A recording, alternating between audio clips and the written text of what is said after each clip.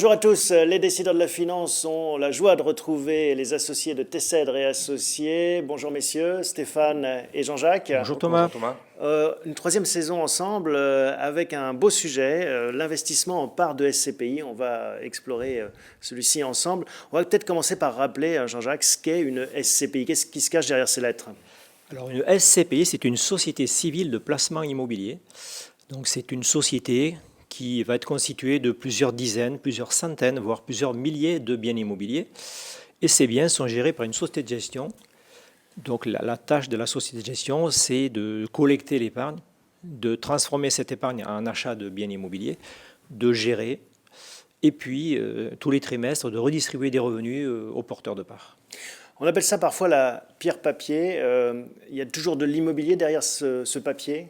Alors, ça s'appelle la pierre papier, mais c'est de l'immobilier, bien évidemment. Alors, c'est certain que quelqu'un qui a un appartement, il peut voir son appartement, il peut rentrer dans son appartement, il peut toucher les murs de son appartement. Il y a donc un aspect physique, un aspect concret que l'on n'aura pas avec les SCPI. On achète des parts de SCPI, on va recevoir un certificat de propriété, mais donc ça reste du papier. Bon, en même temps, une SCPI est vraiment constituée à 100% de biens immobiliers. Il ne faut pas se tromper, on achète de l'immobilier. C'est du tangible, du dur derrière. Absolument. Si vous souscrivez des parts, par exemple, d'une SCPI comme Immorente, dans les fascicules qu'on vous remet lors de l'achat, il y a les adresses. Vous avez toutes les adresses des biens immobiliers, vous avez les prix d'achat, donc on met bien les pieds dans un placement immobilier. Alors, ça m'amène aussi deux remarques. La première, c'est que comme tout placement immobilier, c'est un placement de long terme. On n'achète pas un appartement pour un an, on n'achète pas une SCPI pour la revendre un an après. Et l'autre point, c'est qu'on va donc recevoir des revenus réguliers tous les trimestres. Ce seront des revenus fonciers. Et c'est ça l'intérêt de la chose, notamment. Stéphane, il y a plusieurs catégories de SCPI. Est-ce que vous pouvez nous les présenter? Alors oui, tout à fait. Il y a plusieurs catégories. La première catégorie, c'est peut-être pas la plus importante, mais il y a des SCPI dites fiscales qui permettent aux épargnants qui ont souscrit ces parts d'alléger leur imposition. Donc là, on va retrouver toutes les lois fiscales que l'on connaît bien, Duflot, Pinel, Robien, Borloo, toutes celles qu'on connaît, le déficit foncier également. Donc ça, c'est une première catégorie qui permet aux épargnants d'investir juste le montant qu'ils désirent pour alléger leur imposition. Deuxième catégorie, les SCPI de plus-value. Alors ça, c'est encore un petit peu plus rare comme catégorie. C'est des SCPI qui vont privilégier la revalorisation sur le long terme par rapport au rendement. Donc là, on aura un rendement qui sera plutôt faible et elles vont investir dans des biens qui vont se revaloriser sur le long terme. C'est un peu comme les stratégies boursières, hein. Il y a du rendement ou de la value, comme on dit dans le jargon.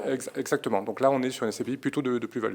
Et la catégorie la plus importante, ça va être une SCPI de rendement. Donc là, on est sur l'immobilier professionnel. Donc ça va être des bureaux, des locaux commerciaux, des murs de boutique, donc tout ce qui va y avoir un bail commercial. Et donc là, cette catégorie, c'est pour percevoir des revenus réguliers. Ça va aussi se revaloriser sur le long terme, mais le premier objectif de ces SCPI, c'est de distribuer du rendement régulier. Alors si je peux ajouter à ce que vient de dire Stéphane, c'est que donc on ne va parler que d'immobilier d'entreprise, en fait, pas jamais d'immobilier du particulier. C'est la magie, en effet, on le voit du patrimoine, hein, c'est qu'il y a des produits qui s'adaptent à des profils différents. Il faut bien se connaître soi-même pour trouver les bons produits. En quoi est-ce que cette pierre papier se différencie d'un investissement immobilier traditionnel? Est-ce que vous voyez la différence? Alors, je dirais que par rapport à l'immobilier traditionnel, déjà sur un investissement en SCPI, on peut choisir le montant que l'on investit. C'est-à-dire que le prix d'une part, il est compris entre 200 et 1000 euros. Donc on peut être propriétaire d'une dizaine de parts d'une SCPI. Donc on peut investir des tout petits montants. Donc on peut vraiment choisir le montant que l'on investit. L'autre avantage, c'est que la société de gestion qui va gérer la SCPI va s'occuper de tout. Donc il y aura une gestion qui sera déléguée à cette société. Elle va s'occuper de trouver les locataires, de faire les travaux, éventuellement de rénover, également de tout ce qu'il pourrait y avoir comme incident de paiement. Donc le propriétaire de ces parts, lui, va se contenter de percevoir le revenu et de façon régulière, puisqu'on a une mutualisation de lots qui permettent d'avoir une régularité dans les loyers. Donc c'est un grand confort. On parle beaucoup des SCPI actuellement parce qu'en effet, ça reste une classe d'actifs, des placements qui rapportent un peu plus que beaucoup d'autres catégories. Est-ce qu'on peut voir les chiffres avec vous, Jean-Jacques? Bien sûr, Thomas. On a amené un graphique. graphique Ouais, voilà. On va le voir ensemble, il s'affiche.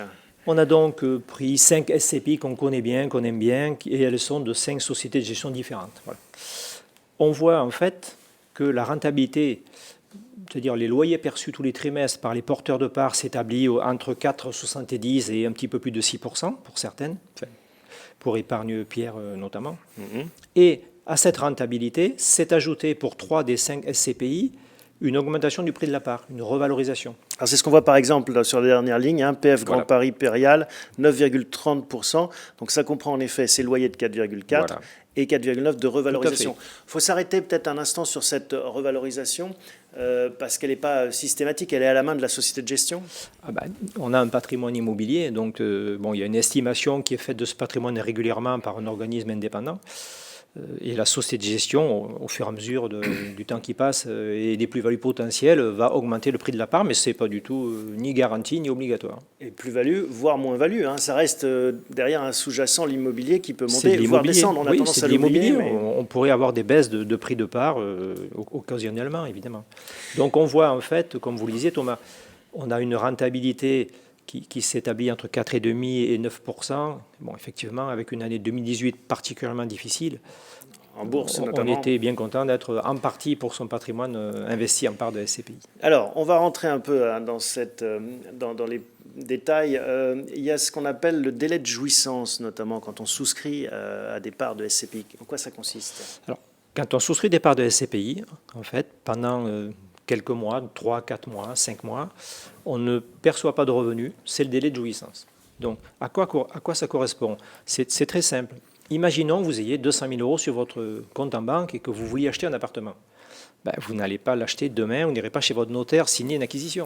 Ces 200 000 ne vont pas travailler tout de suite. Bien sûr, il va falloir visiter des appartements, voir des agences, réfléchir, prévoir des plans, peut-être voir votre banquier pour lui expliquer votre projet et demander un financement partiel. Donc, on va passer du temps. Puis, le moment venu, quand vous serez décidé, il faudra aller voir le notaire pour signer un compromis. Puis, il va s'écouler minimum 2 mois avant l'achat définitif. Voilà. Donc, c'est ça le délai de jouissance. Ça correspond à ce qu'on peut trouver dans la vraie vie. Est-ce qu'il y a des sociétés qui l'offrent? On va quand même dire que le délai de jouissance, c'est à peu près ce que je viens de dire là.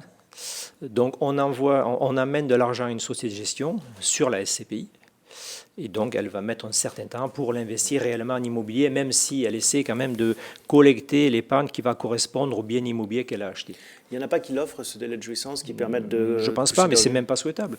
Parce que l'épargne que vous allez amener à la SCPI et qui n'est pas investie, elle est donc en quoi? Elle est en monétaire, elle est en liquidité. Et liquidité, ça rapporte quoi aujourd'hui? 0. Ouais. Donc, si je devais rémunérer des nouveaux épargnants avec quelque chose qui rapporte 0, c'est au détriment des porteurs de parts existants. Donc, ce n'est pas du tout souhaitable de raccourcir ce délai. Et je dirais aussi que c'est aussi un moyen pour les sociétés de gestion de freiner un petit peu la collecte. Parce que quand un épargnant voit qu'il y a 5 mois, 6 mois d'attente avant d'être rémunéré, il peut hésiter à investir. Et c'est une façon pour les sociétés de gestion d'arrêter le trop de collecte. Voilà. Stéphane, sur la fiscalité, arrêtons-nous un peu sur ce sujet. Il y a 2 sujets, celle des loyers et la fiscalité des plus-values éventuelles. Alors, comme on l'a précisé tout à l'heure, l'acquisition de parts de SCPI, c'est donc un produit immobilier. Donc, les revenus qui sont distribués sont des revenus fonciers. Donc, ils sont imposés comme tels sur la 2044 ou sur la 2042 dans le cadre de les formulaires fiscaux. Sur les formulaires fiscaux, voilà. Donc, ces revenus fonciers sont imposés de cette façon-là. De même, pour la plus-value, on est sur une plus-value immobilière. Donc, on a une plus-value immobilière qui est dégressive dans le temps, donc avec une dégressivité totale pour l'impôt sur la plus-value au bout de 22 ans et 30 ans pour les prélèvements sociaux. Bon, c'est du classique, en fait. Ça, c'est du classique. Une petite distinction, quand même, sur les revenus perçus de biens qui sont situés à l'étranger, notamment par exemple en Allemagne. En France, sur ces revenus qui sont distribués, on n'a pas de prélèvements sociaux puisque les biens sont situés en Allemagne et on a un crédit d'impôt correspondant à une grosse majorité de l'impôt qu'on devrait payer en France. Donc dans certains cas, on peut aussi avoir une fiscalité un peu adoucie pour ces revenus-là. Pour des SCPI qui seraient européennes et qui investiraient dans différents pays. Voilà, dans différents pays. Donc on pourra avoir différentes fiscalités qui se juxtaposent puisque selon les pays et selon les conventions fiscales, on a des fiscalités différentes.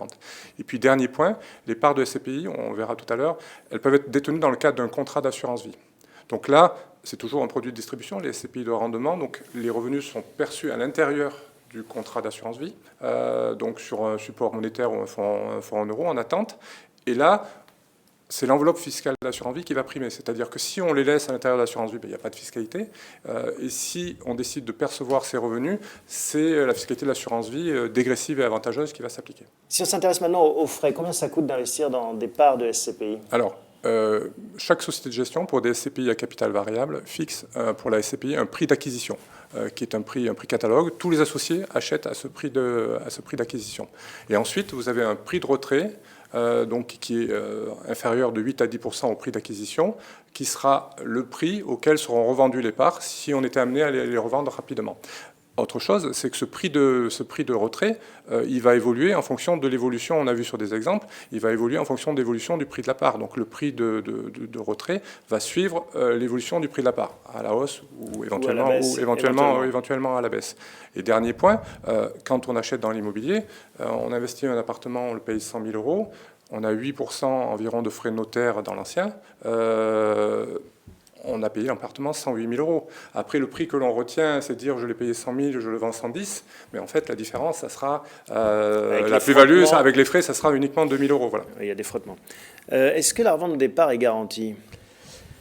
Non, bien sûr que non. Hein. Comme tout investissement immobilier, on ne sait jamais quand on vendra ni à quel prix. Simplement, je dirais que en province, si on veut vendre un appartement ou un autre bien immobilier en ce moment, ça demande quand même de nombreux mois. C'est pas facile. Le marché n'est pas simple depuis quelque temps. Et quand vous trouvez un acheteur, au bout de plusieurs mois, l'acheteur vous dit bon, de combien vous baissez le prix de la part pour qu'on se mette d'accord. À côté de ça, les SCPI, toutes les SCPI dont nous avons parlé sur le tableau, en fait, n'ont aucune part en attente d'être vendue. Donc, je veux vendre des parts aujourd'hui, mi-février, au courant mars, je suis payé. Et je suis payé au prix de retrait dont vient de parler Stéphane, c'est-à-dire on ne me demande pas d'enlever 1 € ou plusieurs euros au prix de la part. Donc il n'y a pas de garantie, il y a une liquidité quand même beaucoup plus importante. Et j'ajouterais aussi que si j'ai un appartement qui est estimé à 200 000 €, mais que j'ai besoin de 20 000 € de trésorerie, je ne vais pas vendre la salle de bain de mon appartement. Je le garde. Oui, ça risque d'être embêtant. Voilà, c'est tout à fait gênant. Par contre, je peux vendre 20 000 € de parts de SCPI. Alors, concrètement, comment est-ce qu'on peut faire pour acquérir des parts de SCPI? Il y a différentes formules. Alors, il y a 4 modalités d'acquisition, d'achat de parts. La plus courante est d'acheter cash. Je viens d'hériter, je viens de vendre un bien immobilier, j'ai peut-être un placement qui vient de se terminer, j'ai des liquidités, j'investis directement en parts de SCPI, c'est au comptant. Si je suis plus jeune et que je veux faire un effort d'épargne, je peux acheter mes parts à crédit. On va voir un exemple tout à l'heure. Je peux aussi donc loger mes parts dans un contrat d'assurance vie, avec certains avantages. Stéphane en a un petit peu parlé tout à l'heure au niveau de la fiscalité. Enfin, dernier cas, plus complexe mais vraiment intéressant, je peux acheter des parts en démembrement de propriété. On va en reparler. Qu'est-ce que vous voyez le plus? Vous avez l'expérience des clients qui investissent dans ce support, et j'imagine c'est quoi? C'est le cash, le comptant?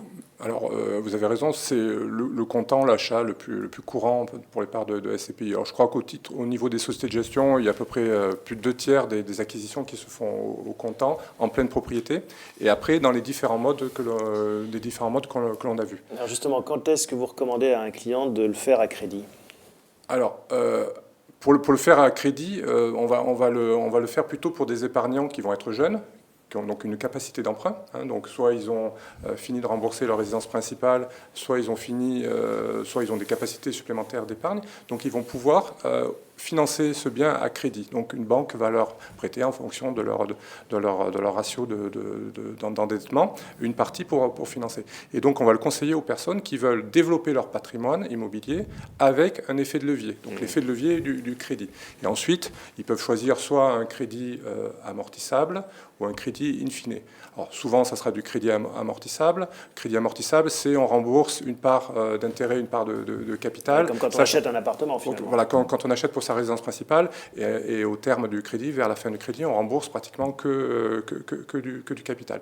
Et crédit in fine, alors là, ce sera plus pour les personnes qui ont des revenus fonciers préexistants, les épargnants qui ont des revenus fonciers préexistants, et qui vont vouloir déduire des intérêts d'emprunt de façon plus importante pendant la durée du financement, puisqu'on va rembourser que les intérêts pendant toute la durée du financement, et à la fin du crédit, in fine, on va rembourser le capital. Donc là, il faut qu'il y ait un intérêt fiscal d'opter pour cette solution. Alors pour fixer les idées, vous nous avez apporté un exemple, Jean-Jacques, je vous laisse le commenter. Oui, on a un graphique là qui va s'afficher. Donc on a pris l'exemple d'un épargnant qui souhaite acquérir 75 000 euros de parts de SCPI. Il ne fait pas d'apport, donc un financement à 100%. Ouais. On a pris donc un crédit amortissable, comme l'a dit Stéphane, un crédit où on rembourse tous les mois capital et intérêt. Après la dernière mensualité, on ne doit plus rien à la banque. Le taux est de 2% et on a pris une durée de 10 ans. Donc les mensualités du crédit seront hors assurance de 690 euros par mois. Le rendement de la SCPI, nous avons pris un exemple à 5%. Donc les loyers perçus, 75 000 euros achetés à 5%, feront que notre épargnant encaissera 312 euros par mois. Son effort d'épargne, remboursement de la mensualité 690 moins loyer perçu, sera de 378 euros par mois. Et à cela, on a inclus la fiscalité, puisqu'il a des revenus fonciers, même s'il déduit des charges d'emprunt, il va quand même être largement positif en revenus. Donc, avec une tranche estimée à 30%, impôt sur le revenu plus prélèvements sociaux, son effort d'épargne moyen mensuel sera de 525 euros par mois pendant 10 ans. Donc, moyennant ceci, il se retrouvera à la tête d'un patrimoine immobilier de part de SCPI de 75 000 euros qui, en 10 ans, auront certainement eu le temps de progresser un petit peu. Bon, on voit bien tout ce mécanisme et en quoi il peut être judicieux. L'assurance vie, on a évoqué ce sujet. Est-ce que c'est intéressant de placer ce placement dans une enveloppe d'assurance vie ou quand on a de l'assurance vie, de regarder de la SCPI? Oui, alors on en a parlé. C'est une autre façon d'investir en part de la SCPI. Alors la problématique, elle est qu'aujourd'hui, l'assurance vie, c'est le placement préféré des épargnants français. Il y a 1600 milliards en assurance vie.